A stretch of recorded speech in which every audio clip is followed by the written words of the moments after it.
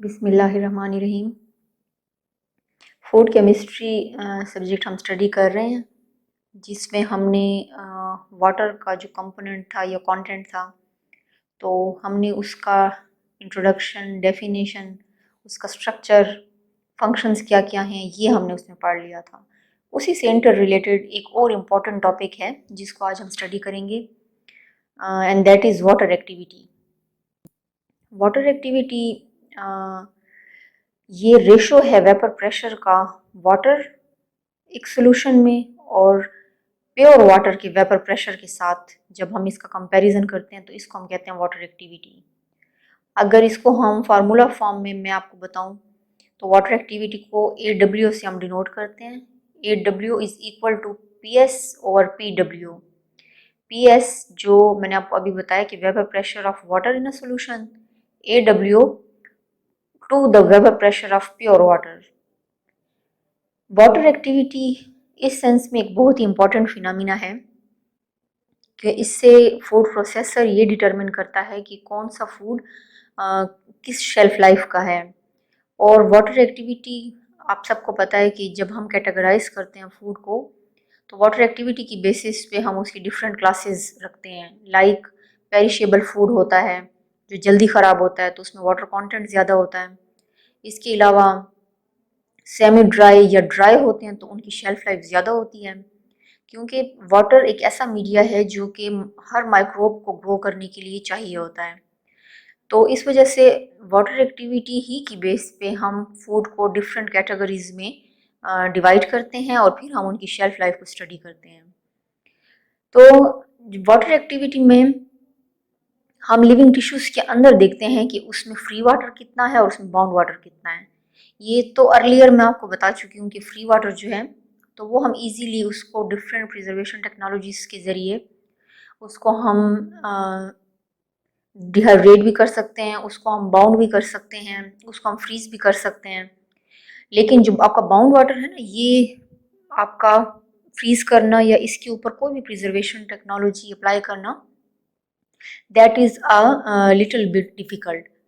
तो इस वजह से माइक्रो ऑर्गेनिजम्स जैसे बैक्टीरिया, मोल्ड या यीस्ट जो हैं, इनको इनके हवाले से जब हम देखते हैं तो इनको ग्रो करने के लिए या मल्टीप्लाई करने के लिए हाई वाटर एक्टिविटी की ज़रूरत होती है, क्योंकि इनकी ग्रोथ जो है ये कंट्रोल हो जाती है अगर हम प्रिजर्वेशन टेक्निक्स जो है वो अप्लाई करें और साथ में हम वाटर एक्टिविटी को भी लो करें। लेस बैक्टीरियल ग्रोथ अकर होती है अगर वाटर लेवल जो है ये 0.85 से कम हो।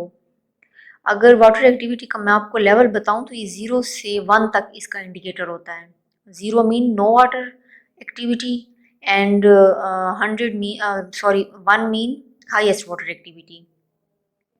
तो बैक्टीरियल हम या फूड प्रोसेसर ज़्यादातर इस चीज़ पे ज़्यादा एम्फोसाइज करते हैं कि बैक्टीरिया चूँकि फूड के अंदर ज़्यादा स्पॉइलेज काज करता है, तो बैक्टीरियल ग्रोथ जो है उसको हम देखते हैं कि किस तरह से वाटर एक्टिविटी के साथ उसको हम कंट्रोल कर सकें।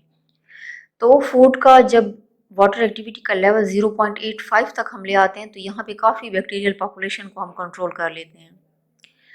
और फैक्टर्स भी ऑफ कोर्स इसके साथ इंक्लूडेड हैं जो कि माइक्रोबियल ग्रोथ को इफेक्ट करते हैं, लाइक आपका फूड हो गया या ऑप्टिमम पीएच हो गया, इस तरह से।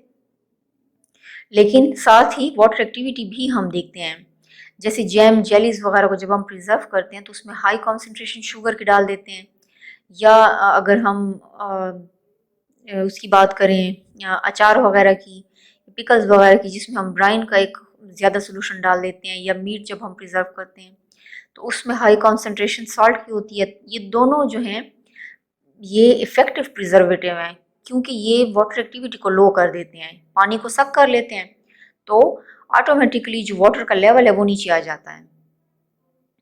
तो अगर हम रोल ऑफ वाटर देखें फूड प्रिजर्वेशन में, तो शेल्फ लाइफ फूड की डिपेंड करता है कि वाटर का लेवल कितना है एक स्पेसिफिक फूड में। तो इस कॉन्टेक्स्ट में फूड ड्राइंग और फ्रीजिंग जो है ये बहुत कॉमन फूड प्रिजर्वेशन टेक्निक्स हैं जिसमें हम वाटर एक्टिविटी को डायरेक्टली इफेक्ट करते हैं। फूड को डिहाइड्रेट या फ्रोज़न हम करते हैं कि उसमें जो अवेलेबल वाटर है वो कम हो और शेल्फ लाइफ उनकी इंक्रीज़ हो जाए। इसी तरह से अगर हम वाटर एक्टिविटी की टाइप्स देखें तो हमारे पास वाटर एक्टिविटी मैंने जैसे अर्लियर आपको बताया था उसकी टाइप्स की फ्री और बाउंड वाटर हैं। तो ये मेजर इफ़ेक्ट करते हैं आपका कि आपके प्रोडक्ट के अंदर किस लेवल का या किस टाइप का वाटर है। जो आपका फ्री वाटर है वो आप इजीली डिफरेंट प्रिजर्वेशन टेक्निक्स के थ्रू हम रिमूव कर लेते हैं। बाउंड वाटर जो है उसको वो भी आपका लाइक अगर कोई प्रोडक्ट हम फ्रीज कर रहे हैं तो वो भी फ्रीज हो जाता है बट वो थोड़ा सा टाइम लेता है। लेकिन ज़्यादा कंसर्न फूड प्रोसेसर को फ्री वाटर के साथ होता है क्योंकि वो आपका स्पॉइलेज काज करता है या शेल्फ लाइफ को इफेक्ट करता है। बाउंड वाटर आपका किसी भी प्रोसेसिंग स्टेप में ना यूज़ होता है और ना उसका कोई इस तरह का ड्रास्टिंग इफेक्ट होता है कि जिससे हम कहें कि अब हमारी फूड जो है ये इससे ख़राब होती है। तो वाटर एक्टिविटी का लेवल जो है इसको जब हम कंट्रोल कर लेते हैं तो इट्स मीन कि हमारे जो प्रोडक्ट की शेल्फ लाइफ है वो भी इंक्रीज़ हो जाती है साथ में।